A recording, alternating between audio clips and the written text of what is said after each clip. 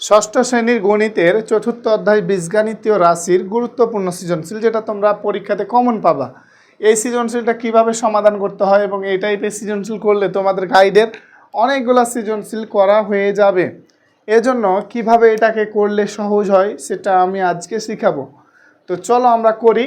তো এটাতে একটা উদ্দীপক দিয়েছে, একটি খাতার দাম X টাকা, একটি পেন্সিলের দাম Y টাকা এবং একটি রাবারের দাম হচ্ছে Z টাকা।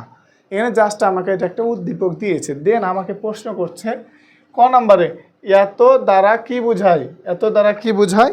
তো আমরা সুন্দরভাবে ক নাম্বার লিখবো। তো এত দ্বারা কি বোঝায়, এটা হচ্ছে বাড়তি প্রশ্ন আমার। তাহলে এটা দ্বারা কি দেওয়া, তো দেওয়া আছে কোনটা দেখি, দেওয়া আছে কোনটা 3x + 10y 15z দেওয়া আছে। তাহলে আমরা লিখবো এখানে এটা দ্বারা কি বোঝাচ্ছে, দেখো x এর 3 গুণ বোঝাচ্ছে। তাহলে x এর 3 গুণ, হ্যাঁ 3 গুণ, কারণ x এর সাথে 3 গুণ আছে। এবং y এর কয় গুণ আছে, y এর 10 গুণ আছে, দেখো 10 গুণ।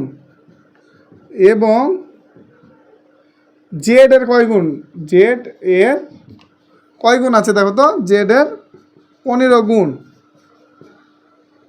গুণের মোট যোগফল, তাই না? মোট যোগফল মানে আমার সবটি যোগ হয়ে আছে, তার ইন টোটাল যোগ হয়ে আছে, তাহলে এটা হচ্ছে মোট যোগফল। তাহলে আমাদের এটা হয়ে গেল। তো এইভাবে করে আমাকে কিন্তু করতে হবে। তো দেখো এটা এবার আমরা খ নাম্বার করব। তো খ নাম্বারে কি বলেছে দেখো একটু, খ নাম্বারে কি বলেছে যে 4টি খাতা, 2টি পেন্সিল ও 3টি রাবারের মোট দাম কত। তো আমরা শুরুতে লিখে দেবো ওপরে যে উদ্দীপক দেখি দেওয়া আছে, দেওয়া আছে, দেওয়া আছে কি খাতার দাম x টাকা, x টাকা। অতএব অতএব 4টি খাতার দাম কত, 4টি খাতার দাম সমান একটার দাম x টাকা, তাহলে 4টার দাম কত হবে, গুণ হবে 4x টাকা হবে, পাস হয়ে গেল।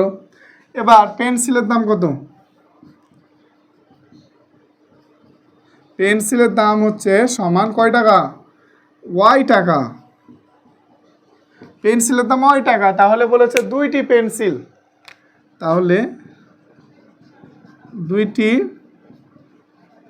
পেন্সিলের দাম সমান 2y টাকা, 2y টাকা না, একটার দাম যদি হয় y টাকা তাহলে 2টার দাম 2y টাকা গুণ হয়। এবার দেখো 3টি রাবারের দাম, তো একটা রাবারের দাম কত, রাবারের দাম, একটা রাবারের দাম কত, দাম সমান z টাকা।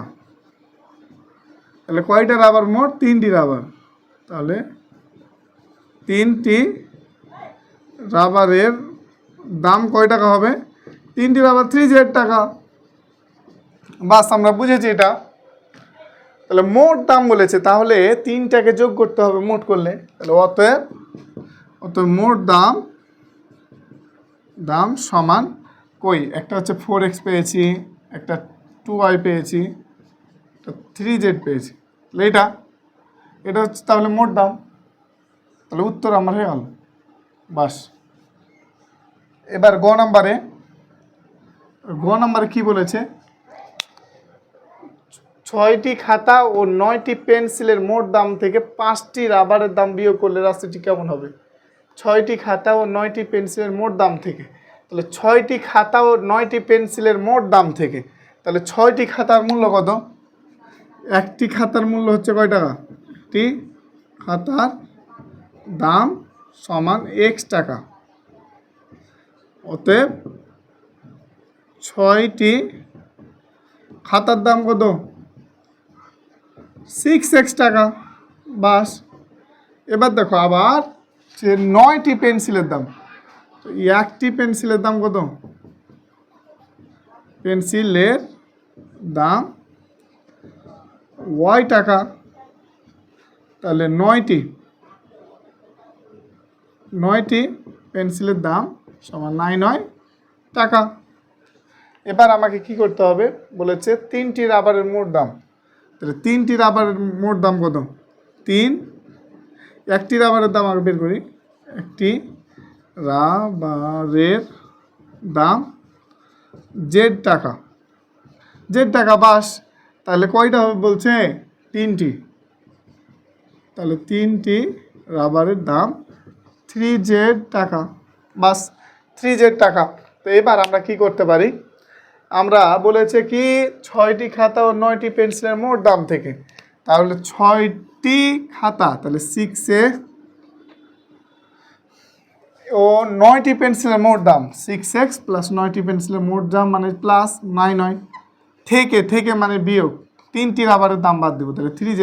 তাহলে এটা হচ্ছে বীজগাণিতিক রাশি, এটা হচ্ছে রাশি সত্য অনুযায়ী, এটা হচ্ছে আমার রাশি। কারণ কি 6টি খাতা ও 9টি পেন্সিলের মোট দাম থেকে, তাহলে মোট দাম হচ্ছে 6x প্লাস 9 মোট যোগ থেকে মানে বিয়োগ 3টি রাবারের দাম বাদ দিয়ে দিলাম, তাহলে অ্যান্সার হলো। বাস এভাবে তোমাকে করতে হবে।